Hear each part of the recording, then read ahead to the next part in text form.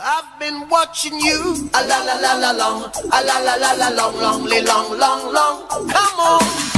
Hola, muy buenos días a nuestro querido público, sean bienvenidos a la segunda emisión de su podcast El Sendero del Derecho. Una vez más nos acompañan mis compañeras Jacqueline, Alma, Yuridia, Mónica y un servidor Ociel. El tema a tratar en esta ocasión se basará en los títulos de crédito, en donde mencionaremos su concepto, naturaleza, sus características y funcionamiento, así como también los tipos que de estos títulos de crédito existen. También trataremos otros temas de su interés como lo es el endoso y el aval, tipos de endoso y clases de aval, operaciones de crédito en donde se englobará su apertura. Además se hablará del certificado de participación, el descuento y la cuenta corriente. Y por último, pero no menos importante, les platicaremos sobre el depósito mercantil, bancario y de mercancías en almacenes generales de depósito. En cada tema les mencionaremos las definiciones de los conceptos y les pondremos algunos ejemplos junto con sus artículos respectivos para que sea de su mejor comprensión. Así que sin más preámbulo, comencemos. Para comenzar, cabe mencionar que el crédito va a existir cuando hay la entrega de una cosa presente por otra futura. El concepto jurídico de crédito se refiere a que una persona que se designa acreditante le va a trasladar un valor económico y actual a otro sujeto llamado acreditado, y en este caso el acreditado va a tener la obligación de devolver su valor o equivalente en el tiempo que se haya pactado. Ahora bien, una vez ya sabiendo la definición de crédito y cuándo va a existir, podemos mencionar los títulos de crédito, que es nuestro concepto principal a tratar por el momento. Para ello, Yuridia, ¿me podrías decir qué son los títulos de crédito?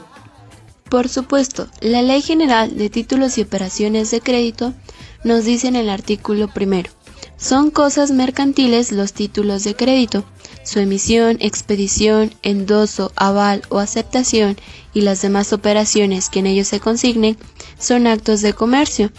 Los derechos y obligaciones derivados de los actos o contratos que hayan dado lugar a la emisión o transmisión de títulos de crédito o se hayan practicado con estos, se rigen por las normas enumeradas en el artículo 2, cuando no se pueden ejercitar o cumplir separadamente del título y por la ley que corresponda a la naturaleza civil o mercantil de tales actos o contratos en los demás casos.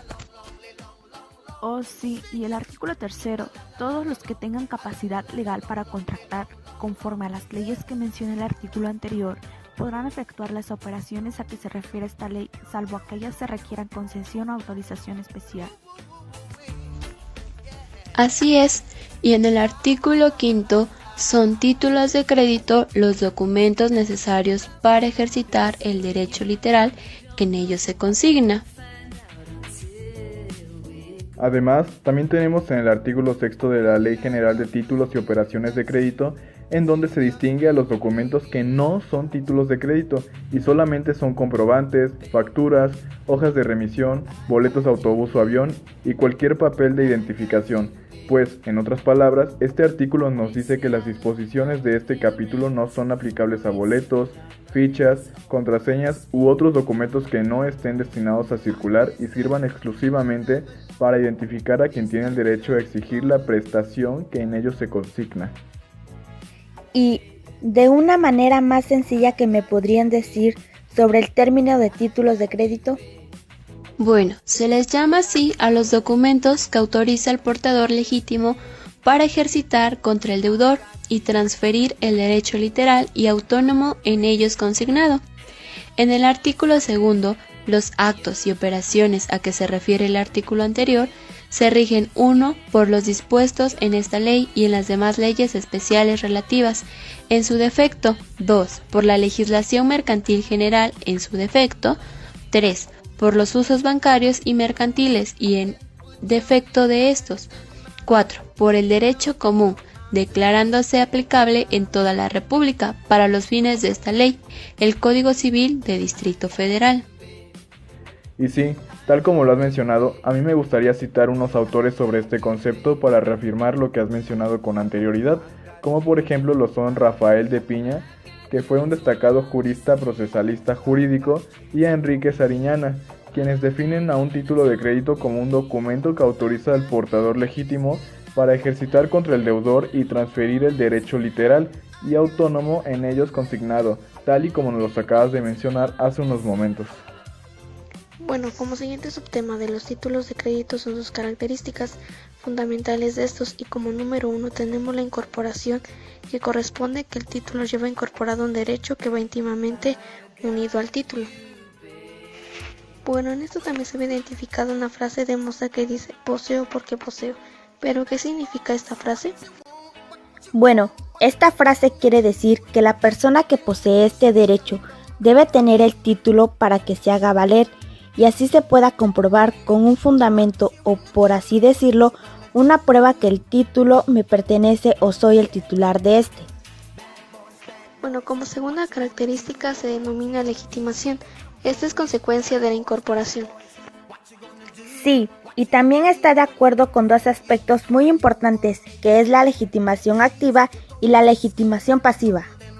Sí, y por otra parte, la legitimación activa corresponde a quien lo tiene, por así decirlo, legalmente, y solo el titular del documento puede legitimarse, pero por otra parte, ya en su aspecto pasivo es en el que el deudor obligado en el título de crédito cumple su obligación y por tanto se libera de ella, y cuando el titular de este documento pague este mismo.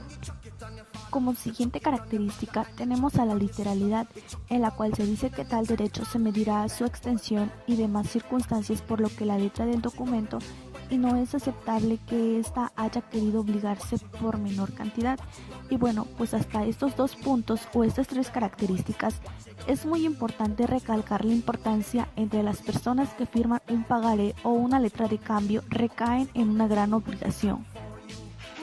Ahora sí, pasando a la cuarta característica, que es la autonomía, pero esta se refiere que el derecho que cada titular sucesivo va adquiriendo sobre el título y los derechos incorporados, y además también se definió el criterio de este momento en el que entran en circulación, existencia autónoma de la operación causal. Una de las disposiciones que más claramente refleja el carácter autónomo del título de crédito es el artículo 31 de la Ley de Operaciones y Títulos de Crédito, que se establece la suscripción de un título al portador que obliga a quien lo hace a cubrirlo cualquiera que se lo presente, aunque el título haya entrado a circulación contra la voluntad del suscriptor o después de que sobrevenga a su muerte o incapacidad. Por consiguiente, tenemos la clasificación de los títulos de crédito. Es extensa, pero como ya sabemos, son los mismos a final de cuentas, solo que con diferente nombre. El primero es títulos de crédito públicos. Estos son emitidos por el Estado o instituciones que dependen de ello, como ejemplo los bonos de deuda pública, los bonos de ahorro nacional, etc. Los títulos privados son los emitidos por los particulares, más bien son emitidos por personas físicas o jurídicas de naturaleza privada. Como número 3 tenemos los títulos nominados, que según el artículo 23 de la Ley General de Títulos y Operaciones de Crédito, estos son expedidos a favor de una persona, cuyo nombre se consigna en el texto mismo del documento. El artículo 26 de la Ley General de Títulos y Operaciones de Crédito nos dice que los títulos nominativos serán transmisibles por endoso y entrega del título mismo, sin perjuicio de que pueda transmitirse por cualquier otro medio legal. Esas son las características que distinguen principalmente, pero hay algunas otras que las distinguen por la forma en que se deben presentar. Su formato básico, porque hay veces en el que la forma en que se rellenan es muy importante, pues la funcionalidad es muy importante para que sus títulos nos ayuden a pagar una deuda, pero hasta algunas personas la ocupan para cosas incorrectas, y esto es para la evasión de pagos que son propios.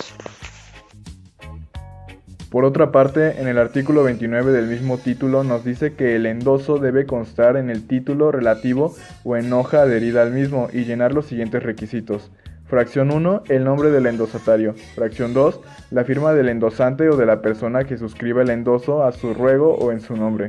Fracción 3, la clase de endoso. Y por último, fracción 4, el lugar y la fecha. Otro tipo de títulos de crédito son los únicos y con copias. Estos son los que no admiten reproducción. Frente a estos existen los títulos duplicables, que al ser creados pueden ser emitidos en día o más ejemplares, que presentan una sola declaración de voluntad. El artículo 117 de la Ley General de Títulos y Operaciones de Crédito nos dice que cuando la letra no contenga la cláusula única, el tomador tendrá derecho a que el girador le expida uno o más ejemplares idénticos, pagando todos los gastos que se causen. Estos ejemplares deberán contener en su texto la indicación primera, segunda y así sucesivamente, según el orden de su expedición. A falta de esta indicación, cada ejemplar se considerará como una letra de cambio distinta. Cualquier otro tenedor podrá ejercitar ese mismo derecho por medio del endosante inmediato, quien a su vez habrá de dirigirse al que le anteceda y así sucesivamente hasta llegar al girador. El artículo 122 de esta ley nos dice que el tenedor de una letra de cambio tiene derecho a hacer copias de la misma. Estas deben reproducir exactamente el original con los endosos y todas las enunciaciones que contengan, indicado hasta donde termina lo copiado. Los títulos de crédito al portador, según el artículo 69, son los que están expedidos a favor de persona determinada, contengan o no la cláusula al portador. Los títulos al portador se transmiten por simple tradición. Por otra parte, según el artículo 71 de la Ley General de Títulos y Operaciones de Crédito, nos dice que la suscripción de un título al portador obliga a quien lo hace a cubrirlo a cualquiera que se le presente, aunque el título haya entrado a la circulación contra la voluntad del suscriptor o después de que sobrevengan su muerte o incapacidad. Los títulos nominados son cuando el tenedor debe estar registrado en el libro que debe llevar el acreedor del título para ser considerado tenedor legítimo. No contienen la leyenda a la orden. Los títulos representativos de mercancías o de tradición tienden a facilitar la circulación de tales bienes a través de la simple circulación del documento.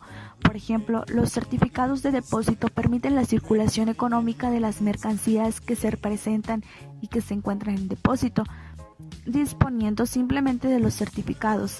La entrega del título equivale a la entrega de las mercancías y además el artículo 19 de la Ley General de Títulos y Operaciones de Crédito nos dice lo siguiente: los títulos representativos de mercancías atribuyen a su poseedor legítimo al derecho exclusivo a disponer de las mercancías en que en ellos se mencionen. La letra de cambio es un título de crédito que contiene la orden incondicional del pago y se le denomina girador a la persona que emite una orden incondicional a otra persona denominada girado, quien recibe la orden del girador. La naturaleza de la letra del cambio es cumplir su mandato. Según el artículo 76 de la Ley General de Títulos y Operaciones de Crédito, nos dice que la letra de cambio debe contener 1. La mención de ser letra de cambio inserta en el texto del documento. 2. La expresión del lugar y del día, mes y año en que suscribe. 3. La orden incondicional al girado de pagar una suma determinada de dinero. 4. El nombre del girado. 5. El lugar y la época del pago. 6. El nombre de la persona a quien ha de hacerse el pago. Y 7. La firma del girador o de la persona que suscriba a su ruego o en su nombre. De lo contrario, considerando el artículo 77 de la Ley General de Títulos y Operaciones de Crédito, nos marca: si la letra de cambio no contuviere la designación del lugar en el que ha de pagarse, se tendrán como tal el domicilio del girador, y éste tuviere varios domicilios, la letra será exigible en cualquiera de ellos, a elección del tenedor. Si la letra se consigna a varios lugares para el pago, se entenderá que el tenedor podrá exigirlo en cualquiera de los lugares señalados. Para el vencimiento de la letra de cambio, el artículo 78 de la Ley General de Títulos y Operaciones de Crédito que establece en la letra de cambio se tendrá por no escrita cualquier estipulación de interés o cláusula penal. Si se fijara el vencimiento para principios, mediados o finales de mes, se entenderán por estos términos los días primero, 15 y último día del mes que corresponda.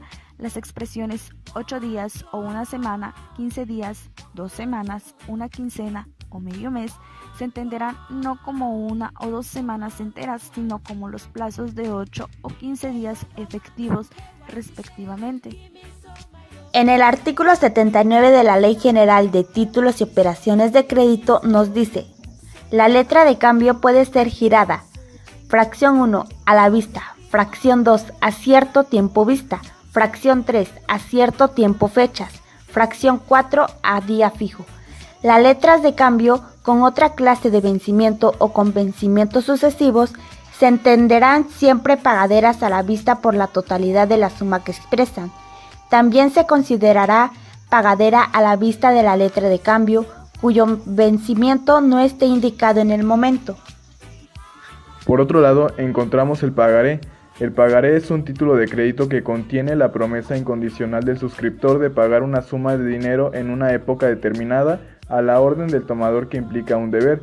Tiene como naturaleza una obligación de pago. Para saber qué requisitos debe de tener el pagaré, nos basaremos en el artículo 170 de la Ley General de Títulos y Operaciones de Crédito. El pagaré debe de contener 1. La mención de ser pagaré, inserta en el texto del documento. 2. La promesa incondicional de pagar una suma determinada de dinero. 3. El nombre de la persona a quien ha de hacerse el pago. 4. La época y el lugar del pago. 5. La fecha y el lugar en que se suscribe el documento. Y 6. La firma del suscriptor o de la persona que firme a su ruego o en su nombre. También les comentaré del pagaré domiciliario. Según el artículo 173 de la Ley General de Títulos y Operaciones de Crédito nos dice, el pagaré domiciliario debe ser presentado para su pago a la persona indicada como domiciliario y a falta de domiciliario designado al suscriptor mismo en el lugar del señalado como domicilio. El protesto por falta de pago debe levantarse en el domicilio fijado en el documento y su omisión cuando la persona haya de hacer el pago no sea el suscriptor mismo producirá la caducidad de las acciones que por el pagaré competa al tenedor contra los endosantes y contra el suscriptor. Y por último tenemos al cheque. ¿Qué es? Es un título de crédito que contiene una orden incondicional de pago de una cantidad determinada de dinero, dada por el librador al librado para que éste, de la cuenta que tiene el librador, le cubra al portador del título dicha cantidad. Los elementos personales del cheque son los siguientes. Librador es quien firma el cheque, librado es el banco, beneficiario, tenedor la legítimo del título. Según el artículo 176 de la Ley General de Títulos y Operaciones de Crédito, el cheque debe contener 1. La mención de ser cheque e insertar en el texto del documento. 2. El lugar y la fecha en que se expide. 3. La orden incondicional de pagar una suma determinada de dinero. 4. El nombre del librado. 5. El lugar del pago. Y 6. La firma del librador. Para el correcto y válido libramiento de un cheque, es necesario que el librador sea una institución de crédito autorizada, que el librado tenga una cuenta corriente de depósito de cheque en el banco librado y que esté autorizado para poder expedir cheques a su casa. Según el artículo 179 de la Ley General de Títulos y Operaciones de Crédito, el cheque puede ser nominativo o al portador. El cheque expedido por cantidades superiores a las establecidas por el Banco de México a través de disposiciones de carácter general que publica en el Diario Oficial de la Federación siempre será nominativo. El cheque nominativo puede ser expedido a favor de un tercero del mismo librador, no del librado. El cheque expedido o endosado a favor del librado no será negociable. Es muy importante considerar el artículo 181 de la Ley General de Títulos y Operaciones de Crédito. Los cheques deberán presentarse para su pago. 1. Dentro de los 15 días naturales que digan al de su fecha, si fueren pagaderos en el mismo lugar de su expedición. Número 2. Dentro de un mes, si fueron expedidos y pagaderos en diversos lugares del territorio nacional. Número 3. Dentro de 3 meses si fueron expedidos en el extranjero y pagaderos en el territorio nacional. 4. Dentro de 3 meses, si fueron expedidos dentro del territorio nacional para ser pagaderos en el extranjero, siempre que no fijen otro plazo las leyes del lugar de presentación. ¿Qué saben de endoso? Pues endoso podría tomarse desde dos perspectivas. Es aquella firma que autoriza la transferencia legal de un instrumento negociable entre las partes, o pueden también ser una enmienda ante un contrato documento, como una póliza de seguro de vida o una licencia de conducir. Se le llama endosante a la persona que transmite la propiedad del documento del crédito y endosatario a la persona que adquiere la propiedad del documento del crédito. ¿Y en qué consiste? Un endoso consiste en el proceso mediante el cual una persona puede transferir a otra el poder de realizar actos de dominio a su nombre o de poder transferir la propiedad de un documento. El endosante le otorga este poder por medio de la utilización de una firma, que se realiza en la parte de atrás del documento que se está firmando y endosando. Permite el traspaso de la titularidad de un documento de una persona a otra. En el artículo 33 nos menciona que por medio del endoso se puede transmitir el título en propiedad, en procuración y en garantía. ¿Cuál sería una de las principales características del endoso? Es unilateral, pues es una manifestación de voluntad unilateral que no demanda el concurso de otras voluntades ni una comunicación a terceros. Es formal, al igual que lo es en la emisión del título. Es un acto documentado que se extiende en el mismo título de valor o en una hoja adherida. Es un acto que se realiza de manera escrita. ¿Y cómo podemos realizar un endoso? Explícame de qué manera. De una manera breve, para poder realizar un endoso, se debe tener en cuenta que el primer requisito que debe de tener es el título, que también es llamado como principio de inseparabilidad. Además, debe de contar con el nombre del endosatario o la persona a quien se le da el documento. Este no es requisito esencial, ya que se pueden hacer endosos en blanco. La firma del endosante o de la persona que suscribe el endoso debe de llevar también la frase "a su ruego" o en su nombre.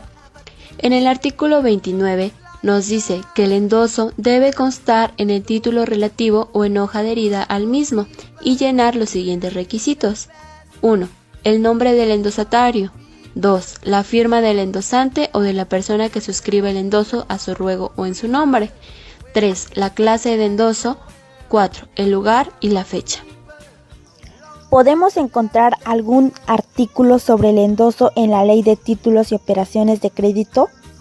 Sí, podemos encontrar muchísimos, como lo que es el artículo 31, que nos dice: el endoso debe ser puro y simple. Toda condición a la cual se subordine se tendrá por no escrita. El endoso parcial es nulo. El artículo 32. El endoso puede hacerse en blanco, con la sola firma del endosante.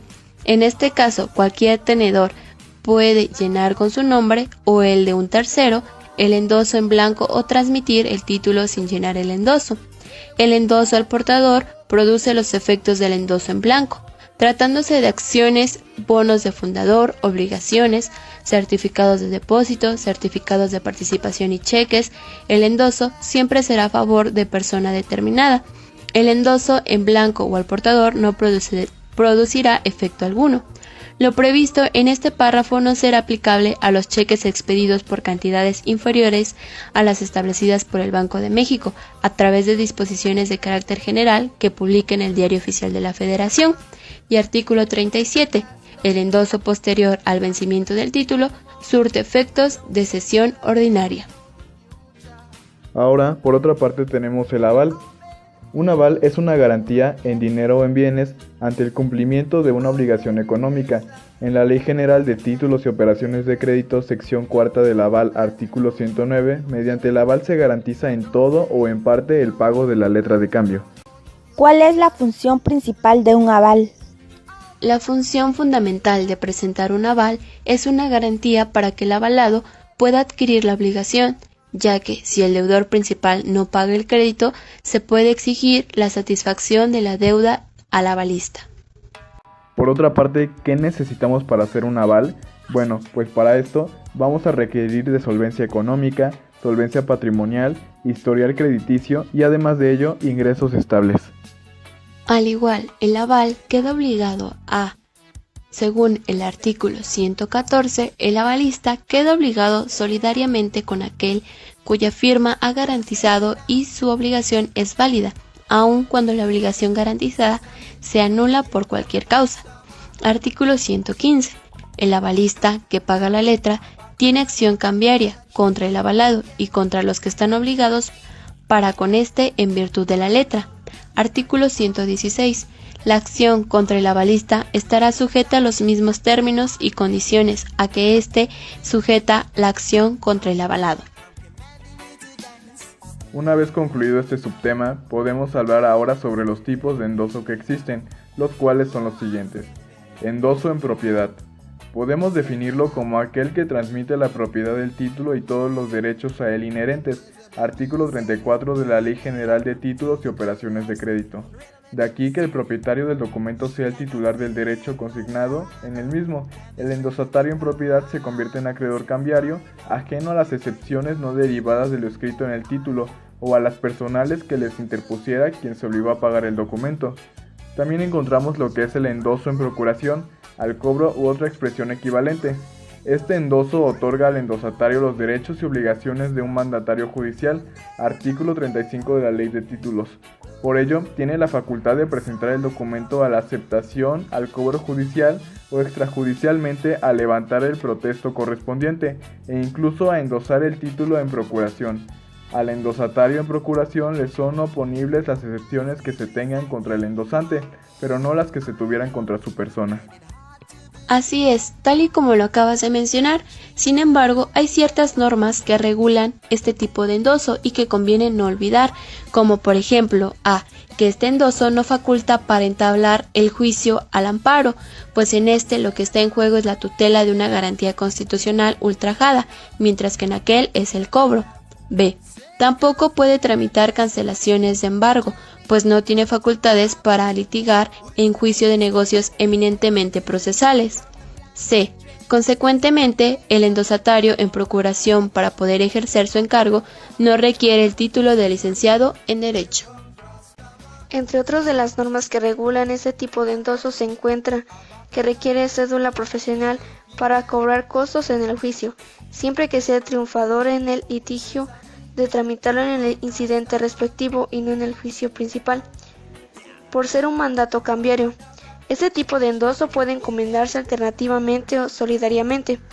Esto es, se puede asignar a una o más personas independientemente o conjuntamente, siempre que así se acuerde expresamente en el acto en el que se confiere el endoso, cuando los nombres de los endosatarios se unan con la conjunción disyuntiva, o que bien cuando se enlacen con la conjunción copulativa disyuntiva.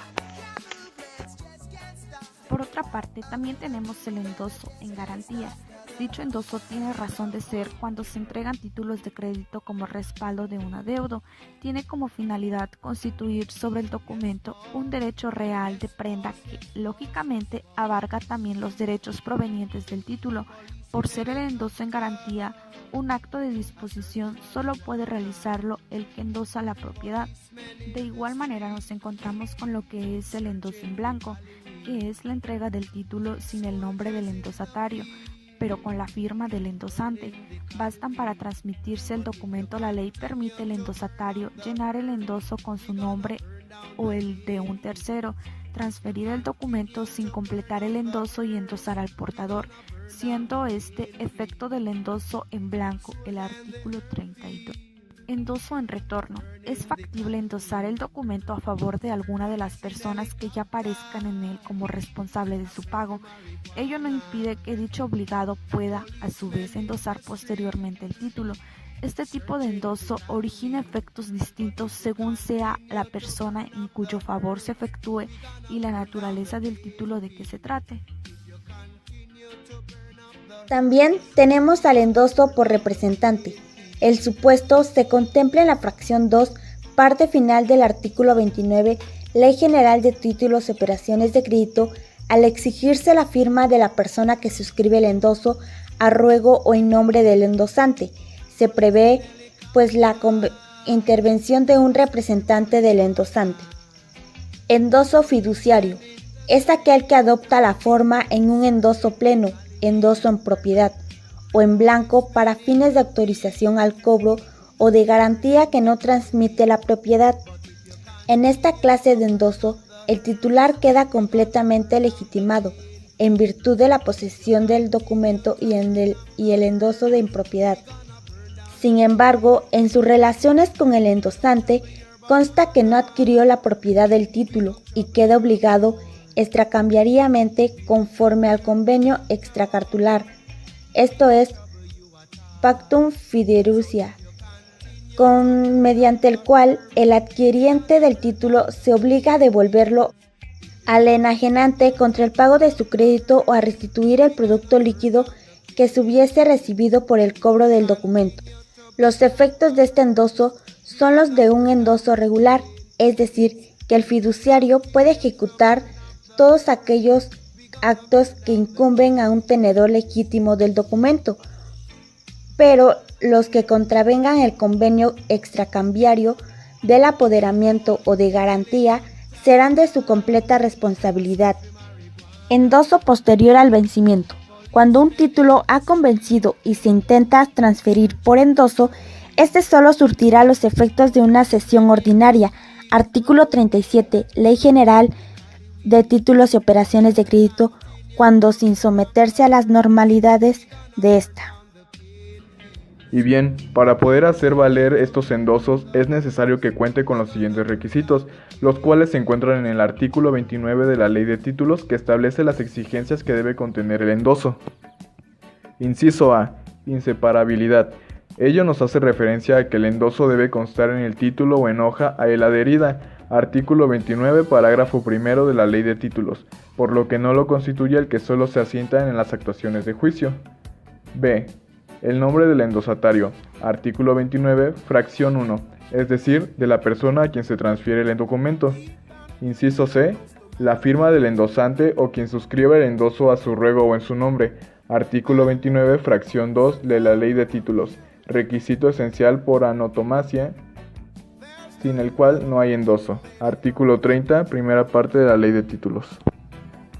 Inciso D. La clase de endoso, artículo 29, fracción 3 de la Ley de Títulos. Y por último, inciso E. El lugar y la fecha, artículo 29, fracción 4 de la Ley de Títulos. Como ya se mencionaron los tipos de endoso, ahora señalaremos los tipos de avales. Primeramente mencionaremos que en el artículo 109 de la Ley de Títulos y Operaciones de Crédito dice que mediante el aval se garantiza o todo o en parte el pago de la letra de cambio. Al igual, el avalista que paga la letra de cambio tiene acción cambiaria contra el avalado y contra los que están obligados para con este, en virtud de la letra, y es por eso que ser aval es muy importante para que se pueda completar un pago si es que el titular no puede pagarlo. Y es por eso que ser aval es muy importante para que se pueda completar un pago si es que el titular no puede pagarlo. Como primer clase de aval tenemos estos que dependen de la obligación que se garantice. Como número 1 es el aval económico, y este garantiza que se va a pagar una cantidad en un plazo determinado, y el segundo de esta clasificación es el aval técnico.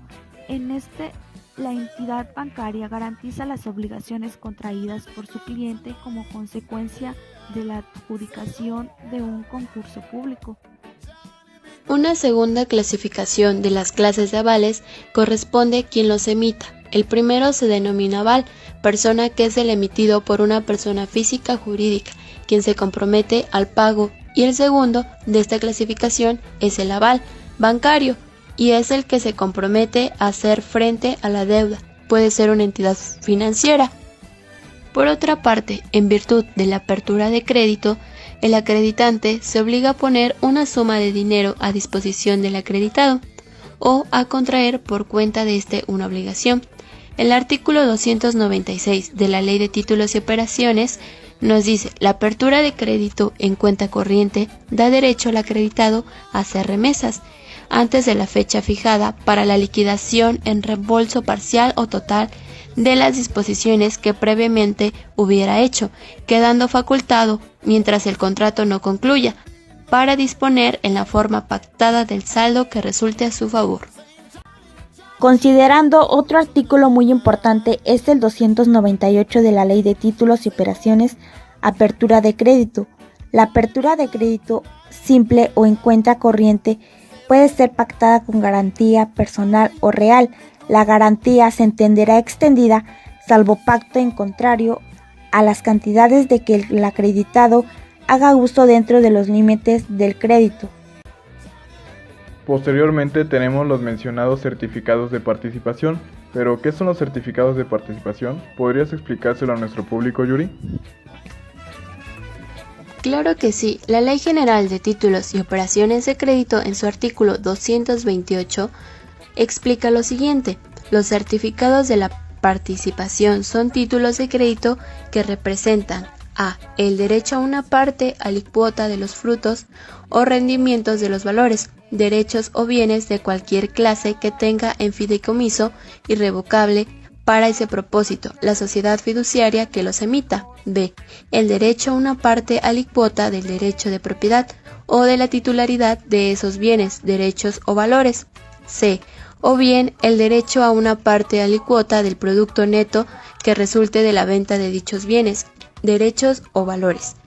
En el caso de los incisos B y C, el derecho total de los tenedores de certificados de cada emisión será igual al porcentaje que represente en el momento de hacerse la emisión el valor total nominal de ella en relación con el valor comercial de los bienes, derechos o valores correspondientes, fijado por el peritaje practicado en los términos del artículo 228.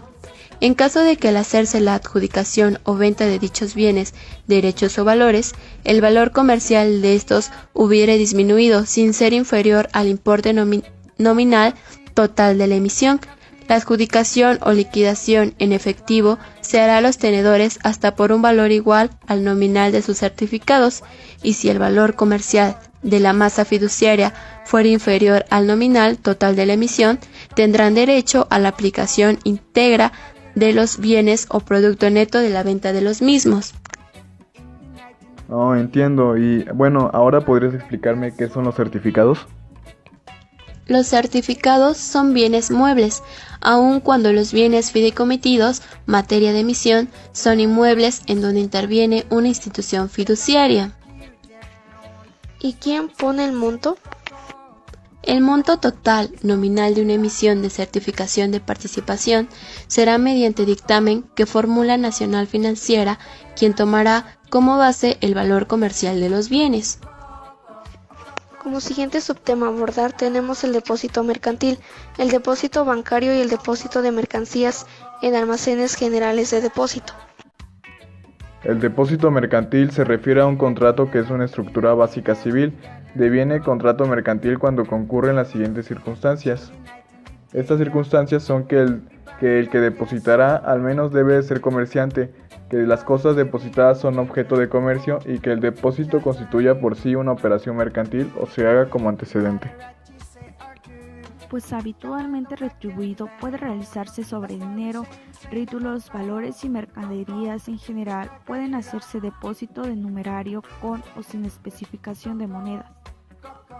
Según el artículo 1758 del Código Civil, constituye una cosa mueble con obligación de guardarla y restituirla cuando sea reclamada y es un contrato de carácter real, pues basta la entrega de la cosa para quedar constituido y perfeccionado, sin exigirse formalidad alguna. En él persiguen las partes una finalidad estricta de custodia, lo que permite diferenciarlos de otros contratos. Y ahora también denominaremos un depósito bancario, que es el depósito es una operación en la que una entidad financiera custodia el dinero de un cliente, es decir, guarda su dinero para que a cambio remunere según el plazo y cantidad del cliente por tener inmovilizado su dinero. La importancia de los depósitos es muy grande.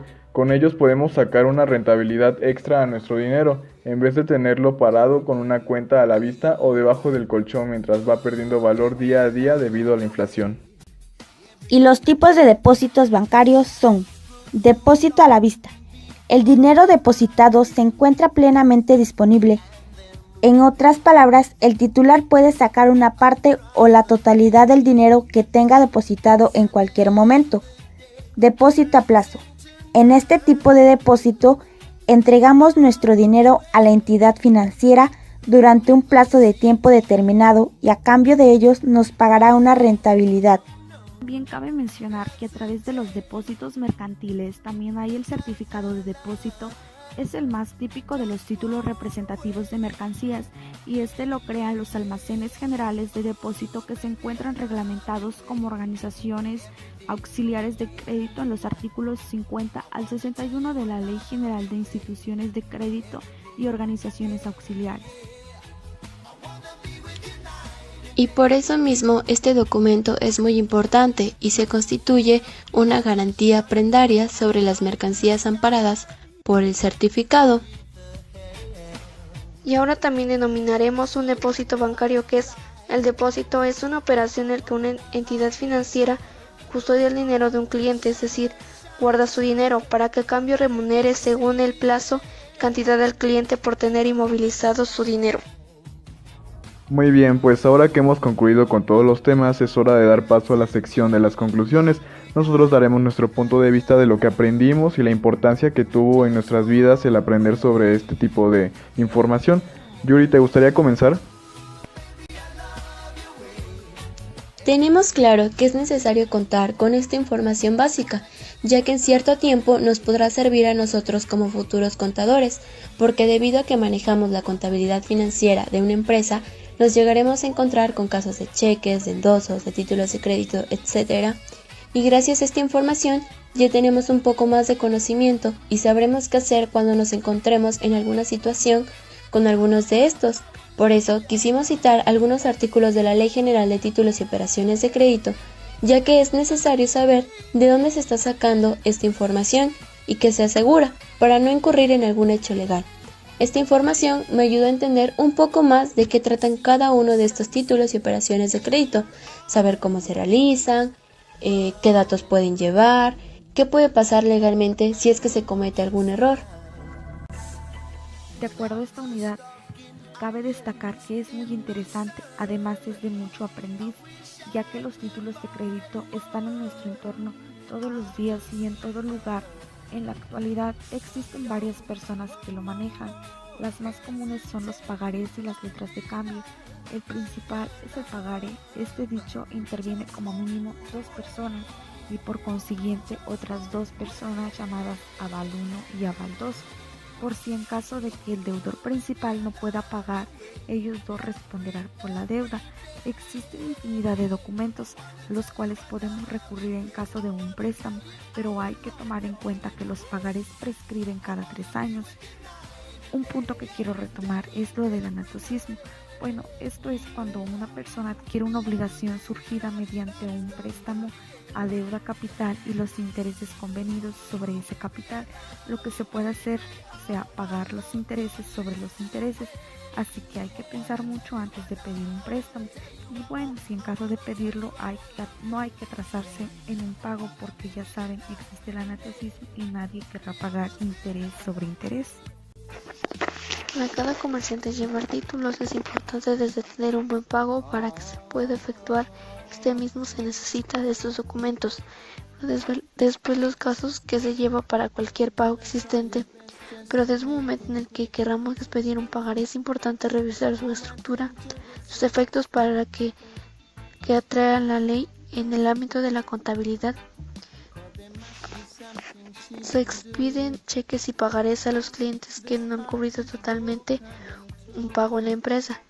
De una y otra forma es recomendable ser llenada correctamente por algún momento. Es importante para respetar su estructura.